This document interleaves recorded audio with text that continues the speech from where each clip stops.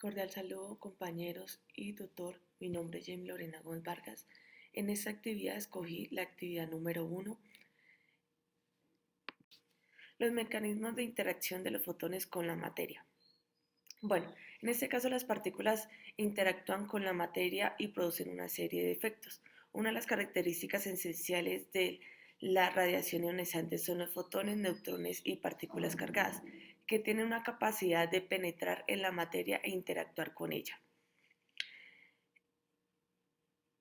En estas interacciones la radiación pierde parte o toda su energía cediendo al medio que atraviesa mediante distintos mecanismos de interacción que dependen esencialmente del tipo de radiación. La atenuación es la interacción entre fotones, que son las partículas sin carga y tienen un lugar a través de colisiones aisladas, sin que se produzcan otras interacciones entre dos colisiones. Por ello, los fotones no tienen alcance definido de atravesar la materia. La interacción de la radiación es un material determinado, depende fundamentalmente de la carga eléctrica y de su masa, por lo que es necesario distinguirse entre partículas sin carga y sin masa, que son los fotones, es decir, la radiación gamma y rayos X. Las partículas cargadas, que son las ligeras, que es la radiación beta, es decir, los electrones y los positrones. Las partículas cargadas, que son las pesadas, que es la radiación alfa, o partículas con masa y sin carga neutrones. Las interacciones coulombianas, que son las colisiones que se dividen en tres: elásticas, radiactivas y inelásticas. La colisión elástica hace transferencia de energía a electrones del átomo. Esta partícula no cambia su trayectoria, cesiona la energía de forma energía cinética y no se puede producir alteraciones anatómicas ni nuclear en el medio.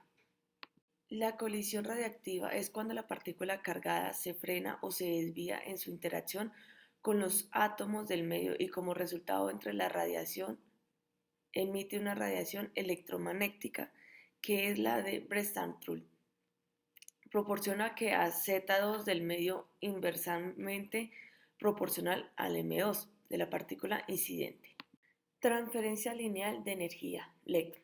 Se define como la energía localmente transferida por la partícula al medio de la longitud de su recorrido, que corresponde a la pérdida energética de procesos ionizantes y de excitación.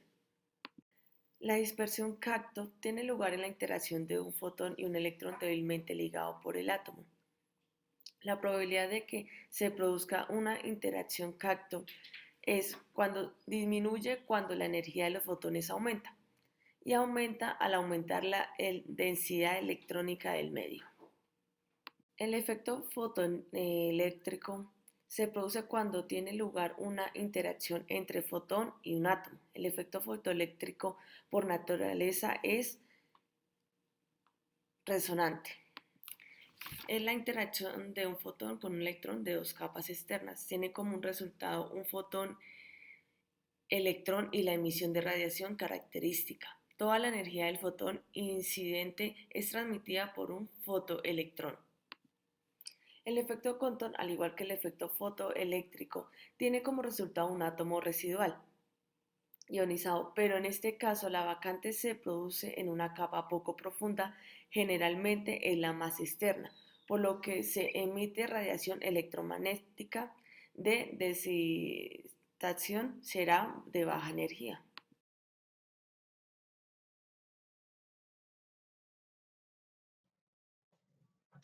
Cordial saludo, dando continuidad a la actividad número 3. Nos dice, elabora una tabla que contenga símbolo, unidad de definición de la relación y características de las siguientes magnitudes. 1. Exposición y tasa de exposición. 2. Dosis absorbida y tasa de dosis absorbida. 3. Dosis equivalente y tasa de dosis equivalente. Cuarto y último, dosis efectiva y tasa de dosis efectiva. Bueno, como primer punto tenemos lo que es la exposición y la tasa de exposición. El símbolo que lo representa es la X.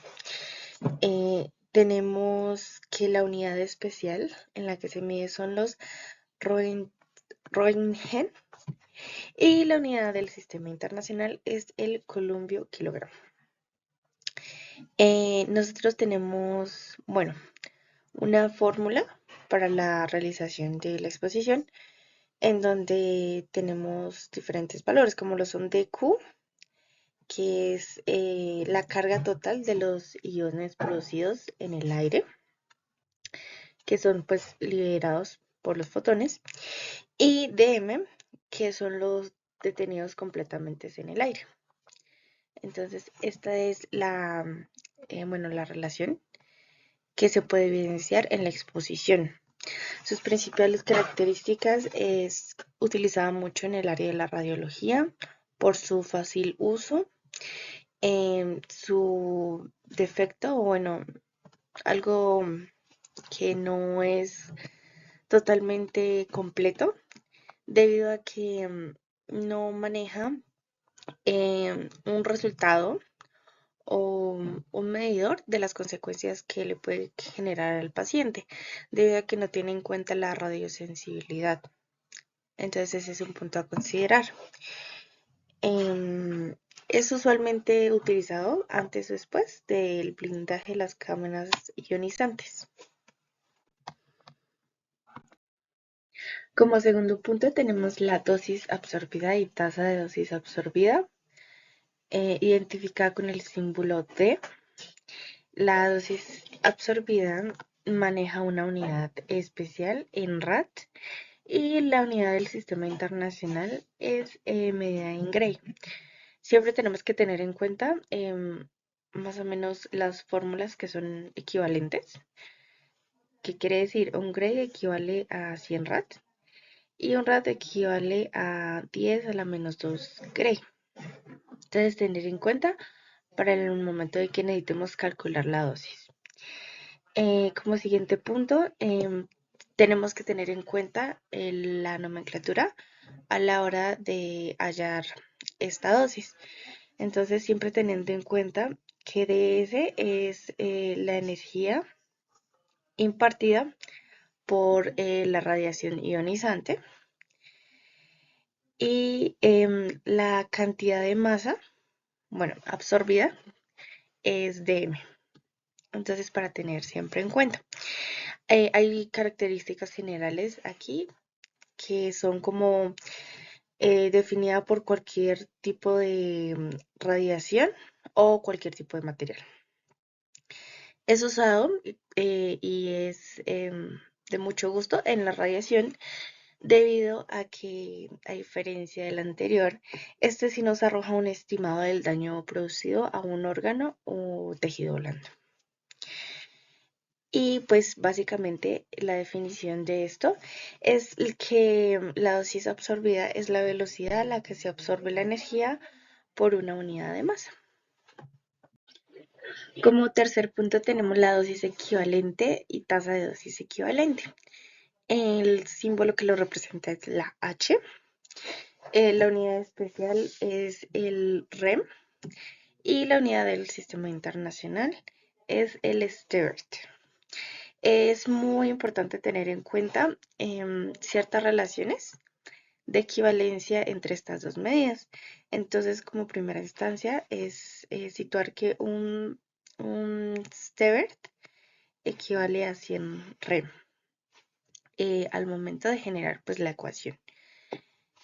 En las definiciones que maneja al momento de despejar, la nomenclatura se basa en que D es la dosis absorbida en un punto de un material, Q el factor de la calidad de las radiaciones, Q menos Q, esta es una constante que lo que hace es que nos arroja la efectividad de la biología de la calidad de la radiación. Algunas generalidades de la dosis equivalente es que aquí se introducen factores de peso que pues nos genera el resultado de la calidad biológica de la radiación. Y pues básicamente este se define como el producto entre uno de los factores de peso y la dosis absorbida.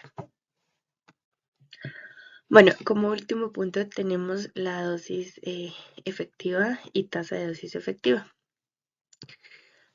Maneja el símbolo, la letra E. La unidad del sistema internacional para este caso se maneja por Sievert también, reconocido por las siglas, bueno, SV. Es importante aclarar la nomenclatura en este caso. La E hace referencia a la suma de la dosis ponderadas en todos los tejidos y órganos del cuerpo. HT es todo el equivalente de un tejido u órgano.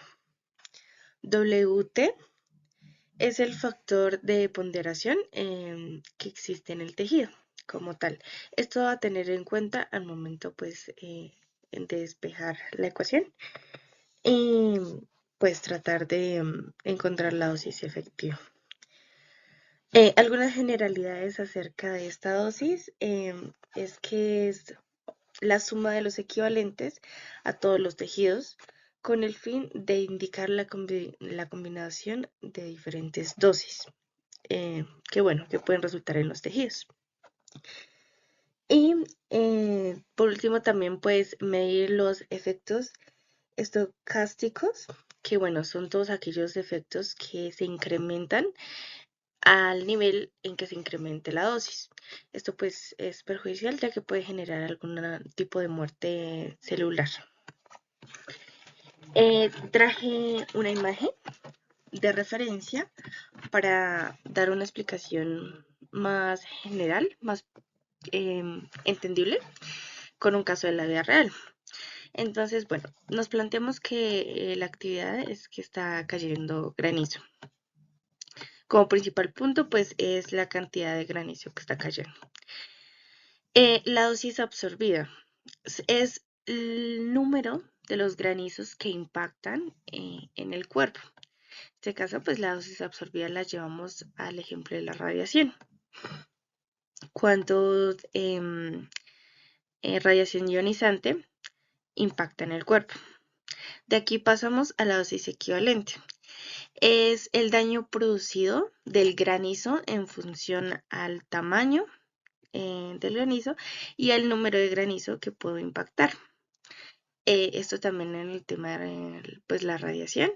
Entonces ya sería como tal el estudio de la radiación que impactó en el órgano o en el tejido blando adiposo y la cantidad, el tipo y pues la cantidad que impactó.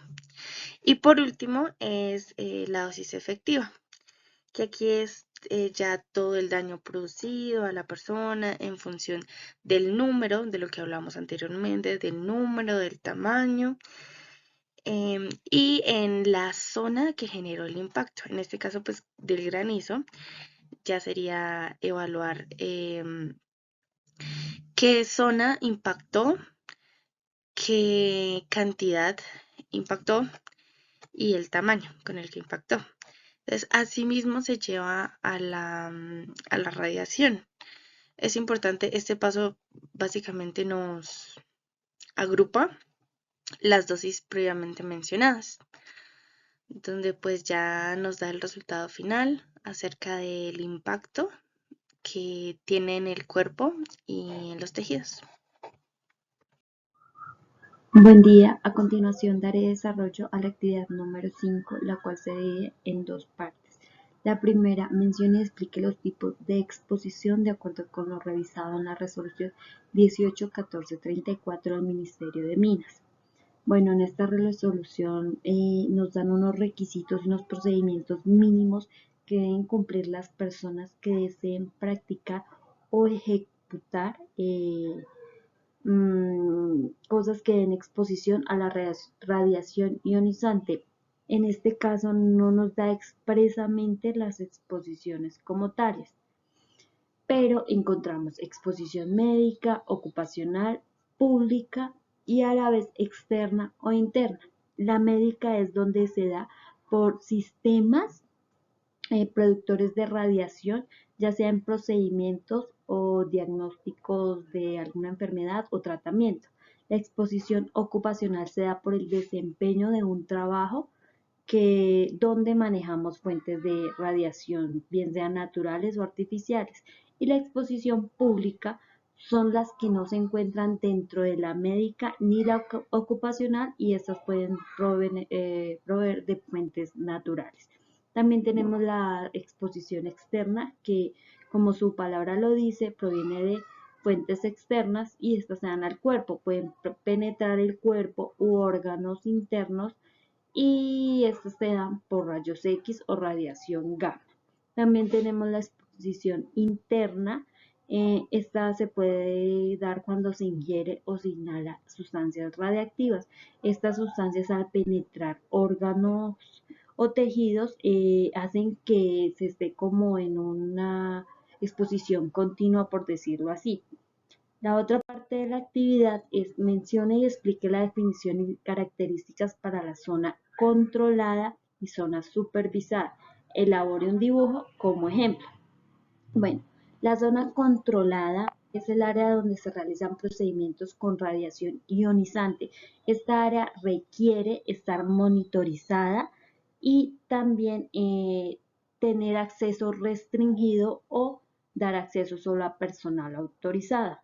En esta área existen medidas de protección y monitoreo, como ya lo había mencionado, para garantizar la seguridad y minimizar la radiación del personal. Esta área generalmente está señalizada con un trébol verde, como lo está acá en la imagen, y dice zona de controlada y riesgo de irradiación. También tenemos la zona supervisada, que es un área donde existe menor posibilidad de radiación. Esta también está monitoreada, pero en esta más que todo se monitorea para mantener los límites de radiación aceptables. Muy buenos días a todos. Mi nombre es Iván Camilo Motiva Arpira, estudiante del Tecnólogo en Radiología e Imágenes Diagnósticas de la Universidad UNAD. En este video vamos a hablar de los detectores de radiación. Comenzamos con los detectores gaseosos. Existen varios. Estaría la cámara de ionización, que esta contiene un gas que, al ser ionizado, libera electrones, y pues que estos se mueven hacia los electrodos, quedando una corriente eléctrica estable. Así como en la imagen podemos ver que contiene, así como un tubo de rayos X, un ánodo y un cátodo, en donde las partículas ionizantes entran, y pues estas son convertidas a corriente continua regulable para ser medidas posteriormente. Al igual que el anterior, los contadores proporcionales contienen por lo general argón, un 10% de metano. Estos son más sensibles debido a la mayor tensión aplicada a los electrodos. Los contadores Geiger-Müller son los más comunes. Estos también igual funcionan a base de gas argón, pero mezclado con un gas a baja presión, más o menos de 0.1 atmósferas. Son los más comunes, ya que debido a su diseño compacto son fáciles de llevar. En los detectores de centelleo se van a utilizar materiales con propiedades de centelleo, que al ser impactados por la radiación ionizante, van a liberar fotones, y estos van a ser atraídos por el fotocátodo para luego transformarlos en electrones. Al ser la señal tan débil de estos electrones, luego se pasa a un fotomultiplicador para ser leídos posteriormente. En los detectores termoluminiscentes, estos emiten luz al ser calentados después de haber recibido radiación ionizante. Esta luminosidad va a ser proporcional a la radiación recibida. Para el proceso de lectura se requiere del calentamiento controlado del cristal para sacar su señal, para obtener su señal. Esta que va en función de la temperatura de calentamiento, conocida como curva de brillo. Y por último encontramos los detectores de luminiscencia estimulada ópticamente, estos que proporcionan el monitoreo de la radiación de la radiación X. La gamma, beta y neutrón por lo general son utilizados para los registros de monitoreo precisos para evaluar la exposición a largo plazo. Estos son utilizados por lo general en el personal de salud. Bueno, ahora vamos a hablar de la protección radiológica y nos presentan el caso de una trabajadora ocupacionalmente expuesta, en donde ella notifica a su jefe inmediato que está embarazada.